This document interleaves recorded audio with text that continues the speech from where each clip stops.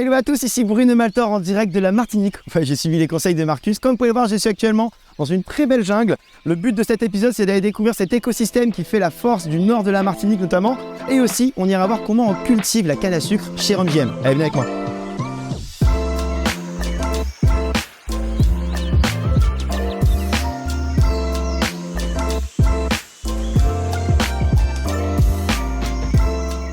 Pour découvrir cette biodiversité, je vais être accompagné de Sandro, qui est guide ici depuis 11 ans et qui va nous montrer les secrets de cette jungle luxuriante. Sandro ?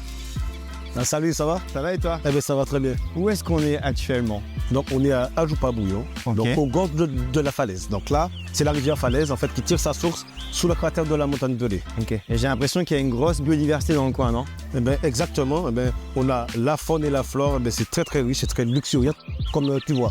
D'accord. On peut tomber sur quoi comme animaux par exemple?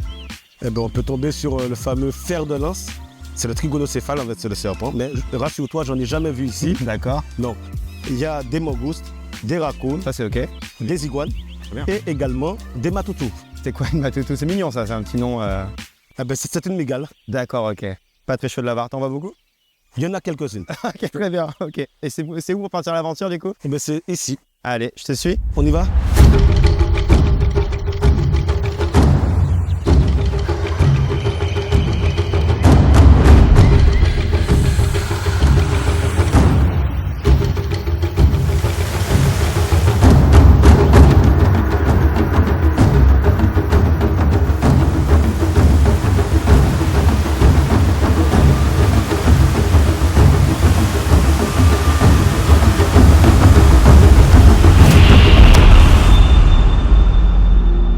Le nord de la Martinique, c'est vraiment un territoire extraordinaire avec une nature généreuse. Je pars maintenant à la rencontre de Jean-José, qui va m'expliquer comment RumJM parvient à concilier la préservation de cet environnement et la culture de la canne à sucre. Jean-José? Oui.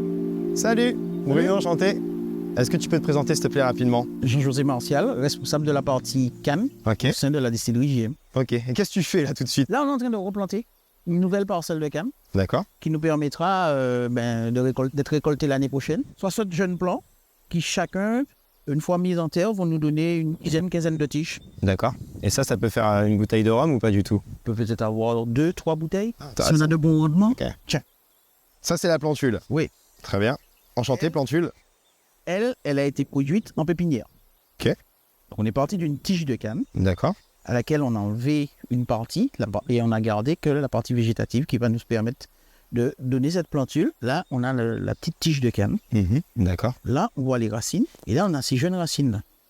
Ces jeunes racines, au contact du sol, vont se développer et faire de nouvelles tiges D'accord. qui permettent d'avoir ce qu'on appelle un plateau de talage.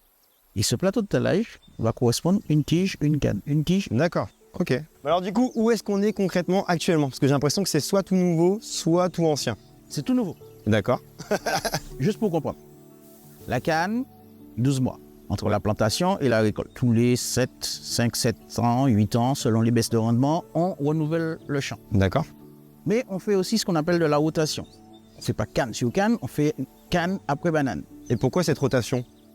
De nombreuses raisons. Gestion d'enherbement, gestion parasitaire, renouvellement des sols, et pour éviter qu'on soit toujours dans des monocultures. Et d'ailleurs, je vois qu'on est aux abords de la montagne Pelée.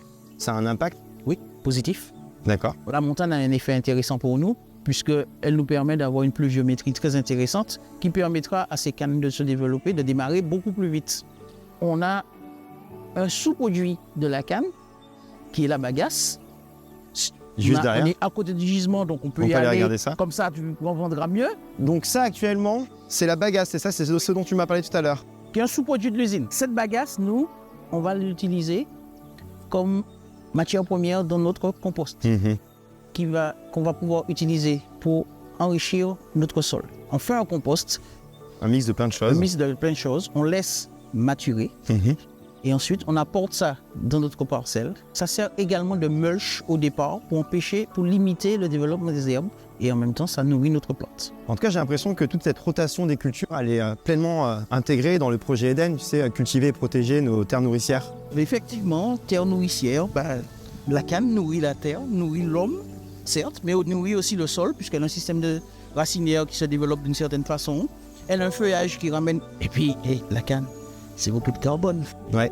Peut-être qu'on pourrait en vendre un peu. Ouais, probable. Bon, on a vu le début du processus. Est-ce que tu montrerais pas les cannes quand elles sont un peu plus grandes et comment on s'en occupe? Est-ce que tu veux vraiment boire de la canne ou tu veux simplement manger des barres de sucre? Un peu des deux peut-être. Je vais pas te mentir. Je suis pas là Allez. pour être ici, moi. On va faire un petit tour. Ouais. Comme tu es gentil, je t'emmène voir les cannes. Ok. Peut-être une petite surprise pour toi si tu es Ah, gentil. mais moi j'adore les surprises. J'adore les On verra. surprises. Ça sera Allez. là-bas. Ok, c'est parti. On y va.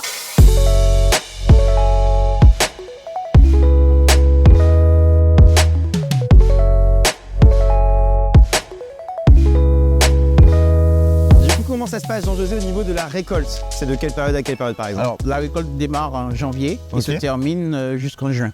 D'accord. C'est la période la plus sèche qui permet de permettre à la canne de s'exprimer Mhm. tout le potentiel de sucre. Ouais. On a besoin de sucre pour faire le rhum. La canne est composée de 3 parties. Une partie souterraine avec le système racinaire, la tige proprement dite, et puis la partie aérienne qui est la partie verte, qui elle, on n'en a pas besoin. Est-ce que tu pourrais me montrer une canne? Je vois qu'il y a les tracteurs qui arrivent en plus. Ben, ce on serait y va de suite Allez, et on verra let's go. ça de plus près. Tu vas me couper une petite canne? On va faire la méthode ancienne. Là. Ah, L'objectif, c'était de couper la canne le plus bas possible. Tac, ça a l'air facile. c'est facile jusqu'à présent. Si on regarde bien, Ouais. alors on va s'amuser un petit peu. Ouais. On a déjà une différenciation de couleurs. Ouais, Ça effectivement. devient de plus en plus clair. Ouais. Et ça devient de plus en plus clair. Et là, si on regarde quelque chose, il y a une résistance. Ouais, totalement. Donc ça, c'est de la feuille. Ça n'a pas d'intérêt. Ok. Et là, on est bon, on est déjà un petit peu sur l'optimal. Ok. Allez, tiens, petit bâton de réglisse. Waouh. Stylé, hein? Moi, j'ai cette partie-là. Je peux? Oui, vas-y, Vraiment? Hein? Oui. Je vais pas me casser une dent. vas-y. Très bon, par contre, c'est hyper sucré. Comment ça se fait? C'est l'alchimie qu'il y a entre le sol, la canne, l'entretien, le ciel, la topographie de JM qui font qu'on a autant de sucre. Mais il y a aussi, c'est que la canne, à la base, c'est une plante sucrée. Mhm. C'est une plante qui a la capacité de transformer son eau et tous les éléments des minéraux en sucre. D'accord.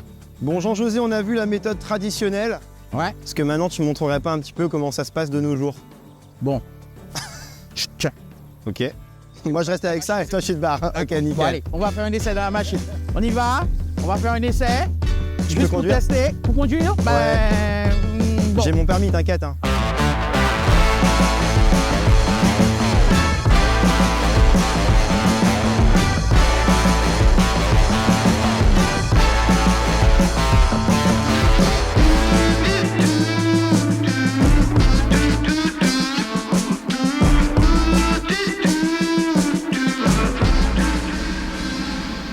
J'espère que cet épisode sur la beauté des paysages du nord de la Martinique et de sa biodiversité ainsi que de la culture de la canne à sucre chez Rhum GM vous a intéressé. En tout cas, je vous donne rendez-vous très prochainement pour un autre épisode, cette fois plus axé sur l'élaboration du rhum chez Rhum GM. À bientôt!